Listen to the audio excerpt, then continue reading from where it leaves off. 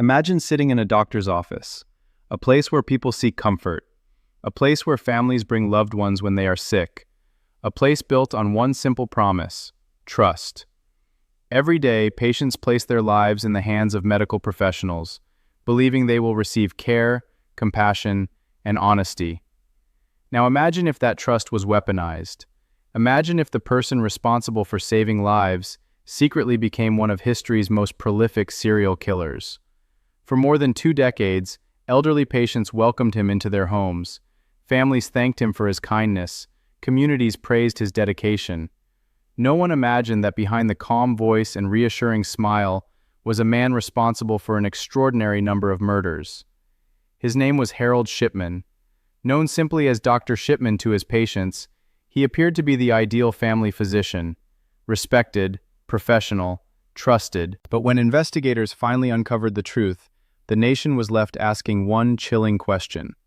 How could a doctor, someone sworn to heal, become one of Britain's deadliest serial killers? This is the story of Harold Shipman. Harold Frederick Shipman was born on January 14, 1946, in Nottingham, England. He was the middle child in a working-class family. His father, Harold Shipman Sr., worked as a truck driver. His mother, Vera Shipman, played an especially important role in his early life. Friends and relatives later described Harold as intelligent, quiet, and academically gifted. He performed well at school and showed particular interest in science. Teachers believed he had a promising future. At first glance, nothing about his childhood suggested he would one day become one of the most notorious criminals in British history. Yet one experience during his teenage years would leave a lasting impression. When Harold was a teenager, his mother developed lung cancer.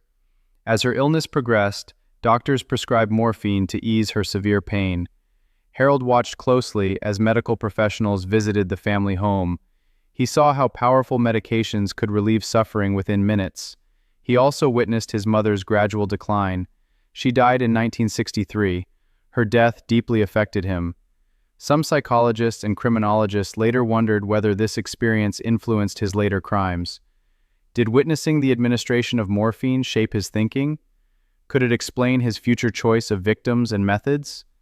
No one can answer these questions with certainty. What is known is that only a few years after his mother's death, Harold Shipman decided to study medicine. Shipman enrolled at the Leeds School of Medicine in the mid-1960s. He proved to be a capable student. Classmates remembered him as quiet, serious, and focused. Unlike some students, he rarely drew attention to himself. He graduated in 1970 and began working as a junior doctor. Soon afterward, he married Primrose Oxtoby, and the couple would eventually have 4 children. To colleagues, Harold appeared to be building an ordinary medical career. Patients appreciated his calm manner. Supervisors regarded him as competent. Everything suggested a successful future in general practice. No one suspected that the doctor's life was already beginning to unravel. In 1975, Shipman accepted a position as a general practitioner in Todmorden, West Yorkshire. It seemed like another step forward in his career, but behind the scenes, he had developed a serious addiction. Shipman had begun using pethidine, a powerful prescription painkiller. Rather than obtaining the medication legally for personal treatment, investigators later discovered that he had been forging prescriptions to supply his addiction. The deception continued for some time before colleagues became suspicious. An investigation confirmed the fraud. Shipman admitted his wrongdoing. In 1976, he was convicted of forging prescriptions and fined. He also entered treatment for drug dependency. For many professionals, such a conviction might have ended a medical career. Remarkably, it did not. After receiving treatment, Shipman gradually returned to medical practice. Over time, he rebuilt his professional reputation. Colleagues believed he had overcome his addiction. Patients trusted him. Eventually, he moved to Hyde, a town in Greater Manchester. There, he joined a local medical practice before later opening his own surgery. As the years passed, Shipman became one of the area's most respected family doctors. He often made house calls, especially to elderly patients who found it difficult to travel. Families appreciated his willingness to visit people in their own homes. For many older residents, Dr. Shipman represented exactly what a family physician should be: reliable, friendly, always available. That reputation would later make the truth even harder to believe. By the early 1990s, Harold Shipman enjoyed extraordinary independence. Unlike doctors working in large hospitals, general practitioners often treated patients alone. Home visits gave Shipman privacy. He could examine patients without other medical staff present. If an elderly patient died at home from what appeared to be natural causes, few people questioned it. After all, death among elderly patients was sadly common. Doctors routinely certified deaths. Families trusted their physician's judgment. The healthcare system relied heavily on professional honesty. That trust became Shipman's greatest advantage. Over the years, elderly patients under Shipman's care began dying at unusual rates. Most deaths appeared peaceful. Many occurred in the patient's own home. Shipman often happened to be the last person known to have seen the patient alive. He would reassure grieving relatives, complete the necessary paperwork, and certify the death as natural. Because he was a respected doctor, few people questioned his conclusions. Each death was viewed individually. No one was comparing the larger pattern. The victims were scattered over many years, different families, different neighborhoods, different circumstances.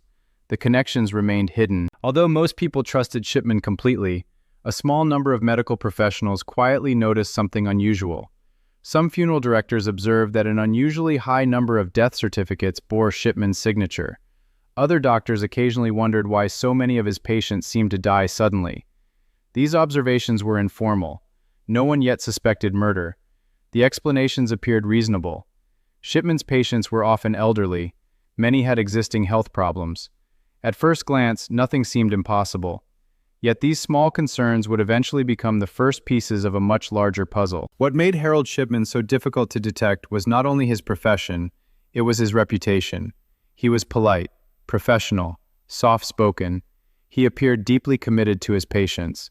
Communities trusted him. Families thanked him. Medical colleagues respected him. When people imagine serial killers, they often picture obvious signs of violence or instability. Shipman challenged those assumptions completely. He wore a white coat instead of hiding in shadows. He carried a medical bag instead of a weapon.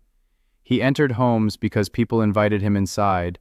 And for years, no one imagined that one of Britain's most trusted doctors was quietly becoming one of its most prolific murderers.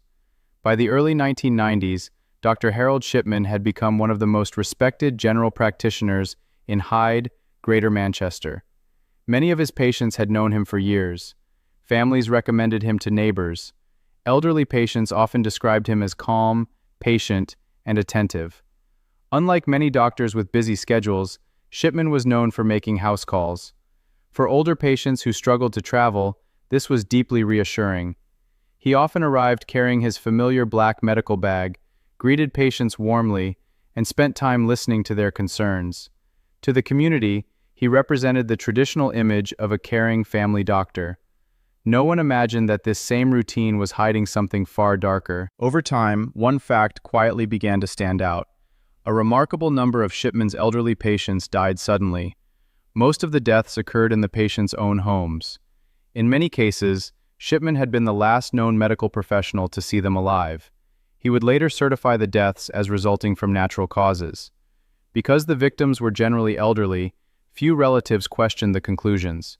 Families were grieving. Many believed their loved one had simply passed away peacefully. Death certificates were signed. Funerals were arranged. Life continued. No one was comparing one case with another. Each death seemed isolated. Only years later would investigators realize they formed a disturbing pattern. Looking back, many people have asked the same question. How did this continue for so long? The answer lies partly in the immense trust society places in doctors.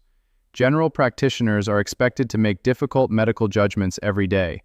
When a respected physician certified that an elderly patient had died of natural causes, families had little reason to doubt that conclusion. The healthcare system itself also relied heavily on professional honesty. Death certification procedures at the time did not include the safeguards that exist today. Post-mortem examinations were not automatically required for every death. If the attending physician believed the cause was natural, the process often moved forward without further investigation. This allowed Shipman to avoid scrutiny for years. Although most people trusted Shipman completely, a few professionals began noticing unusual trends. Local funeral directors observed that a surprisingly high number of funerals involved patients from Shipman's practice. One funeral director later remarked that the frequency seemed unusual. At first, these observations remained informal. No one immediately suspected criminal activity. Some assumed Shipman simply cared for an older patient population. Others believed it was coincidence. Without access to broader statistical data, it was difficult to prove otherwise. Still, quiet concerns continued to grow. One of the first medical professionals to become seriously concerned was Dr. Linda Reynolds, another general practitioner in Hyde. She noticed something that troubled her. An unusually high number of Shipman's patients appeared to die while sitting upright in chairs rather than in bed. The pattern seemed odd. Dr. Reynolds and colleagues also questioned why so many deaths occurred shortly after Shipman had visited the patient. Rather than ignore these observations, she decided to raise the issue. Her concerns eventually reached the local coroner. It was a significant moment. For the first time, someone within the medical community formally questioned whether something unusual might be happening. The concerns prompted Greater Manchester Police to begin looking into the matter in 1998. Detectives reviewed several deaths involving Shipman's patients. However, the investigation faced major challenges.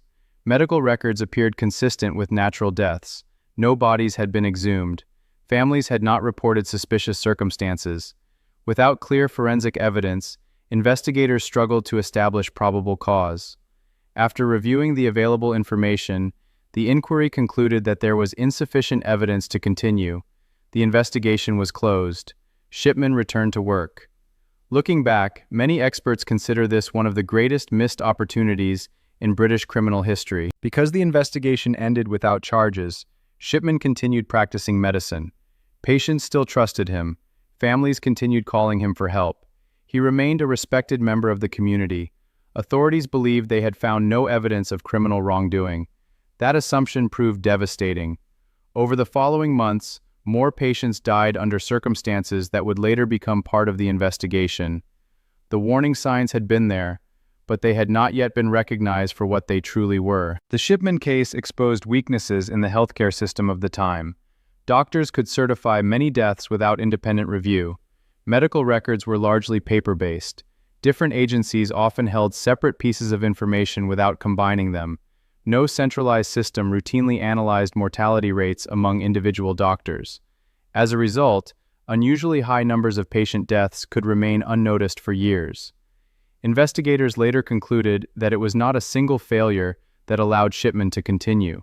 Instead, it was a combination of institutional weaknesses, professional trust, and missed opportunities. Most of Shipman's known victims were elderly women, although not all were.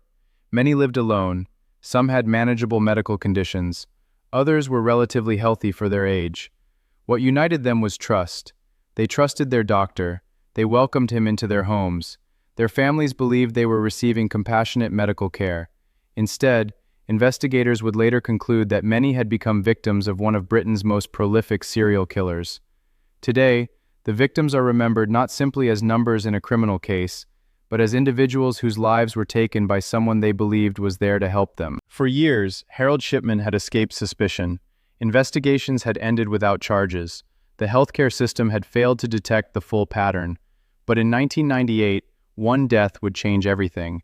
The victim was Kathleen Grundy, an 81-year-old widow, former mayor of Hyde, and well-known member of the local community. She was active, independent, and widely respected.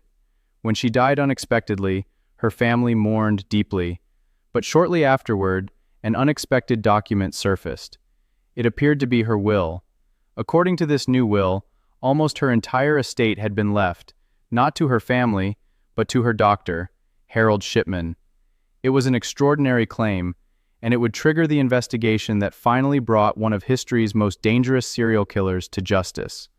On June 24, 1998, Kathleen Grundy, an 81-year-old widow and former mayor of Hyde, was found dead in her home. To those who knew her, the news was unexpected. Kathleen was elderly, but she was also remarkably independent. She lived alone, managed her own affairs, and remained active in her community. When Dr. Harold Shipman certified her death as resulting from natural causes, Most people initially accepted his conclusion. After all, he had been her trusted physician for years. Her family began preparing for her funeral.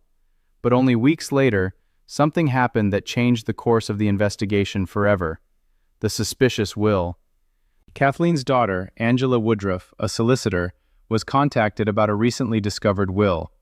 The document appeared to have been created shortly before Kathleen's death. Its contents were astonishing. Instead of leaving her estate to her family, the will claimed that Kathleen wished to leave almost everything, worth hundreds of thousands of pounds, to Dr. Harold Shipman. Angela immediately became suspicious. The wording did not resemble her mother's style. The signature looked unusual. Even more importantly, Kathleen had never mentioned changing her will. As an experienced solicitor, Angela believed something was seriously wrong. Rather than accepting the document, she contacted the police. That decision would expose one of the greatest medical crimes in British history. The investigation begins again. Greater Manchester Police reopened their inquiries. This time, detectives approached the case differently. Instead of looking only at Kathleen Grundy's death, they began examining Shipman's records in greater detail.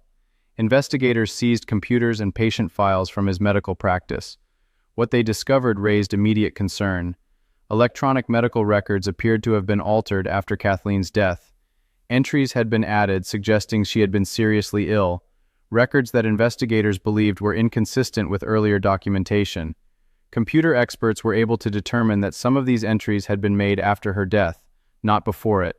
This became a critical piece of evidence: the exhumation. To determine how Kathleen had died, investigators made the difficult decision to exhume her body. Forensic specialists carried out a detailed examination. The results shocked investigators. Tests revealed unusually high levels of diamorphine, the medical form of heroin used in hospitals for severe pain management. There was no legitimate medical reason for Kathleen to have received such a dose. She had not been receiving end-of-life care. She had not been prescribed the drug in a way that explained the findings. The forensic evidence directly contradicted the death certificate signed by Shipman. For investigators, this was the breakthrough they had been waiting for. Looking beyond one victim. Once detectives realized Kathleen's death was suspicious, they began asking a much larger question. Could there be other victims? Investigators reviewed years of death certificates signed by Shipman. Patterns that once seemed invisible suddenly became unmistakable. Many of the deceased were elderly women. Many had died unexpectedly at home. In numerous cases, Shipman had been the last person known to see them alive. He had certified many of the deaths himself. The similarities were impossible to ignore. Police soon requested additional exhumations. Each new investigation strengthened their suspicions. The arrest. On September 7, 1998, detectives arrested Harold Shipman. The respected family doctor who had spent decades treating patients was now facing accusations of murder. The arrest stunned the community. Many patients simply refused to believe the allegations. Some defended him publicly. Others insisted there had to be a misunderstanding. For years, Shipman had been the person families trusted during illness and grief. Now he was being accused of causing that grief himself. As news spread across Britain, disbelief quickly turned to shock. Building the case. Prosecutors knew they needed overwhelming evidence. Rather than attempting to prove every suspected murder, they focused on a smaller number of cases supported by strong forensic and documentary evidence. Investigators compared medical records, prescription histories, witness statements, and computer data. Handwriting experts examined the forged will. Forensic scientists analyzed toxicology reports. Digital specialists reconstructed changes made to patient records. Piece by piece, prosecutors built a case that demonstrated not only murder, but also deliberate attempts to conceal the crimes. The trial begins. Harold Shipman's trial began in October 1999 at Preston Crown Court. The courtroom was packed. Journalists from around the world attended. Families of victims sat only a short distance from the man they believed had betrayed their trust. Throughout the proceedings, Shipman maintained his innocence. He denied murdering Kathleen Grundy. He denied forging her will. He denied every allegation brought against him. The prosecution presented weeks of evidence. Expert witnesses explained forensic findings. Computer specialists described alterations to medical records. Witnesses testified about Shipman's movements and his relationships with the victims. As the trial continued, The weight of evidence steadily increased. The verdict. On January 31, 2000, the jury delivered its decision. Harold Shipman was found guilty of murdering 15 patients and guilty of forging Kathleen Grundy's will. The judge sentenced him to life imprisonment, with the recommendation that he should never be released. The verdict brought relief to many families, but it also raised an even more disturbing question. If investigators had proven 15 murders, how many victims had there really been? That question led to one of the largest public inquiries in British history, a nation in shock. The conviction dominated newspaper headlines. Britain struggled to understand how a trusted doctor could commit such crimes for so many years without detection. Patients across the country began asking difficult questions. Could something similar happen again? Were existing safeguards strong enough? Medical professionals were equally shaken. Most doctors dedicate their lives to saving people. Shipman's crimes represented a profound betrayal of the trust placed in the medical profession. The government soon announced a comprehensive public inquiry to examine not only Shipman's actions, but also the failures that allowed them to continue for so long. The question everyone was asking. When Harold Shipman was convicted in January 2000, many people believed the case was finally over. 15 murders, a life sentence. Justice had been served. But investigators weren't convinced they had uncovered the full truth. One question continued to haunt detectives, prosecutors, and the families of Shipman's former patients. How many people had actually died at his hands? The answer would prove far more disturbing than anyone imagined. The Shipman Inquiry. In February 2000, the British government established an independent public investigation known as the Shipman Inquiry. The inquiry was chaired by Dame Janet Smith, a senior judge tasked with examining every aspect of the case. Its mission was enormous. Investigators reviewed thousands of medical records, death certificates signed by Shipman, prescription histories, witness statements, financial documents, and police files. The inquiry lasted several years and became one of the largest public investigations in British legal history. Its goal was not only to understand Shipman's crimes, but also to identify the failures that allowed them to continue for so long. A shocking discovery. As the inquiry progressed, statisticians began comparing Shipman's patient deaths with those of other general practitioners. The results were extraordinary. Shipman's mortality rate was dramatically higher than expected. The pattern stretched back decades. Investigators noticed that many of his patients died shortly after home visits. Most deaths occurred when no relatives were present. Many victims had been living independently before their sudden deaths. Taken individually, each death appeared unremarkable. Viewed together, they revealed a pattern that was impossible to ignore. How many victims? The inquiry concluded that Harold Shipman had murdered at least 215 patients. However, Dame Janet Smith stated that the true number was likely higher. Based on the available evidence, she estimated the total may have exceeded 250 victims. Most of the victims were elderly women. However, some men were also among those believed to have been murdered. The ages of the victims varied, though many were in their 70s or 80s. For investigators, this meant Shipman was likely one of the most prolific convicted serial killers in modern history. The realization shocked not only Britain, but the entire world.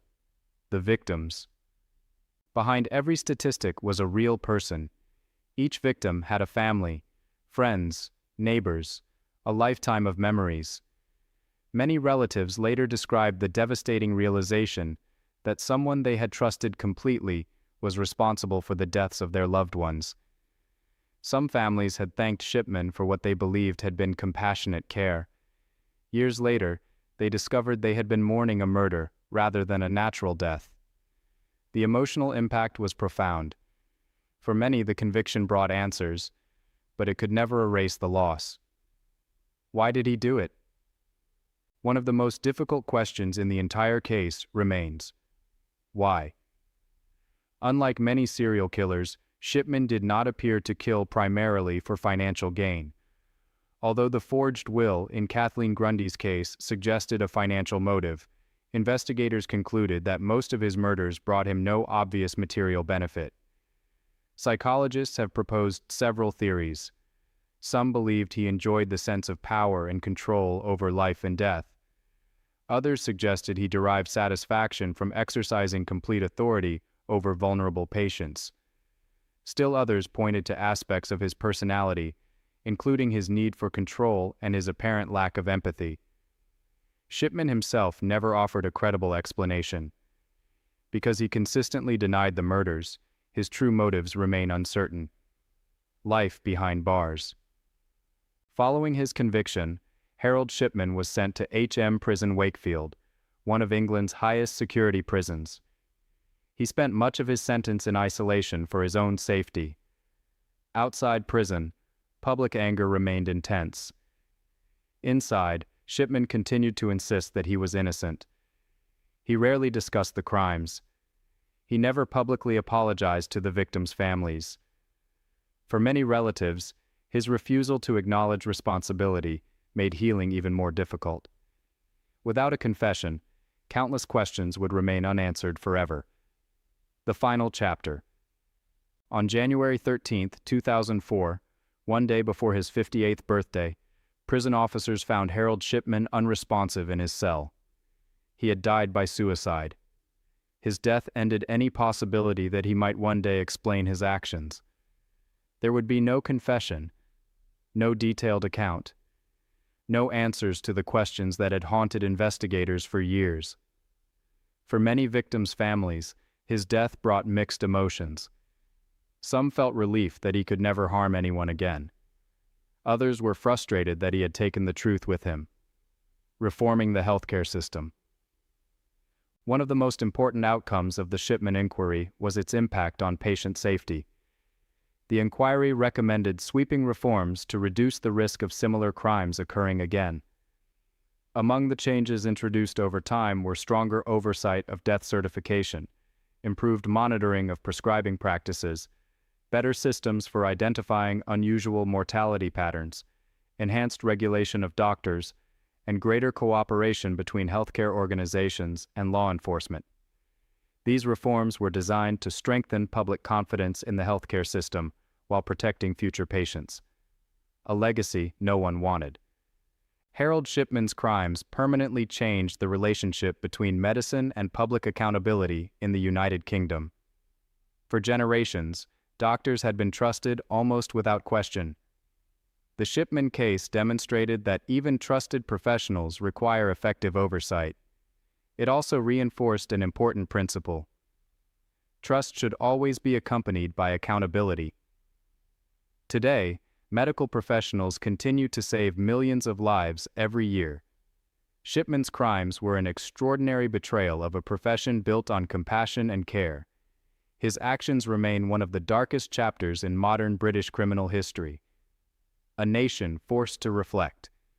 When Harold Shipman's crimes were finally uncovered, Britain faced a difficult reality.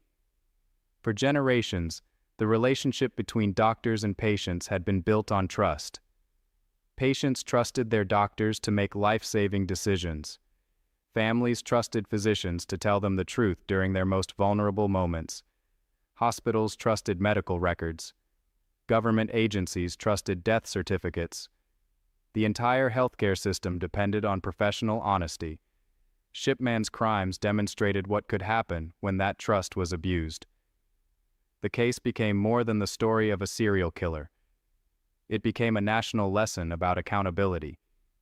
Changes that continue today. The recommendations made by the Shipman inquiry reshaped important parts of the healthcare system in the United Kingdom.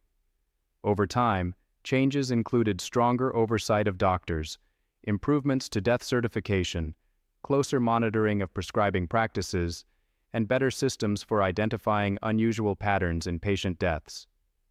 Regulators also placed greater emphasis on transparency, record-keeping, and reporting concerns. These reforms were designed not because doctors could no longer be trusted, but because even trusted professions require effective safeguards. Today, many experts consider the changes inspired by the inquiry to be among the most significant healthcare reforms in modern British history. remembering the victims. The scale of Harold Shipman's crimes often overshadows the people whose lives were taken. Behind every case file was a person, someone's mother, someone's father, a grandparent, a friend, a neighbor. Many of Shipman's victims had spent decades contributing to their communities. They had raised families, built careers, served in local organizations, and lived ordinary lives.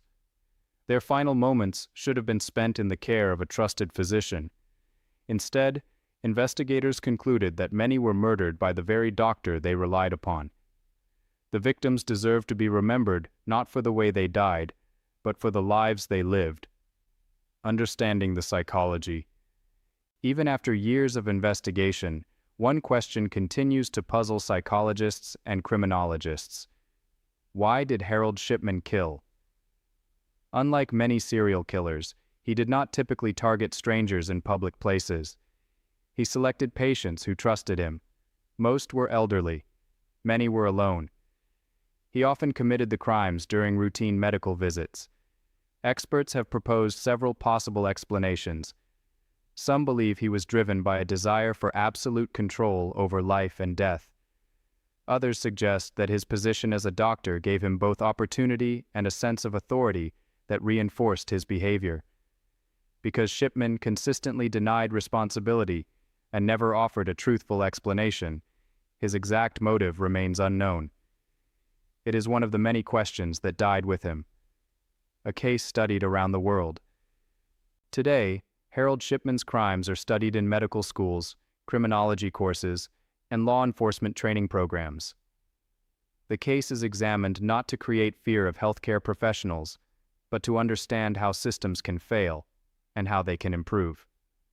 Students learn about professional ethics, patient safety, death certification, medical oversight, criminal investigations, and institutional accountability. The lessons extend far beyond one individual. They serve as a reminder that strong institutions depend on both trust and effective safeguards. The lasting impact. More than 2 decades after Shipman's conviction, his name still represents one of the greatest betrayals of public trust in modern history. His crimes changed the way healthcare systems monitor unusual patterns. They encouraged closer cooperation between medical regulators and law enforcement. They prompted governments to review procedures that had gone unquestioned for generations. Most importantly, they encouraged a culture in which raising concerns is viewed as a responsibility rather than a challenge to authority. Many experts believe these changes have strengthened patient safety and reduced the likelihood that similar crimes could continue undetected for so long, what we still don't know. Although the official inquiry estimated that Shipman murdered at least 215 patients, with the true number possibly exceeding 250, some questions can never be answered with certainty. Were there additional victims whose deaths will never be identified? Did anyone notice warning signs years earlier but dismiss them? Would modern technology have detected the pattern sooner? And perhaps the most difficult question of all, why did Shipman continue killing for so many years? Because he never confessed, those answers remain unknown. Final reflection. Imagine visiting your family doctor. You shake hands. You describe your symptoms. You trust that every decision being made is intended to help you. That trust is one of the foundations of medicine. Harold Shipman shattered it, but he did not define it. Every day, millions of doctors, nurses, paramedics, pharmacists, and healthcare professionals dedicate their lives to caring for others. Shipman's crimes were an extraordinary exception, one that led to major reforms aimed at protecting patients and strengthening public confidence. His story is remembered not because it represents medicine, but because it violated everything medicine is supposed to stand for. Outro.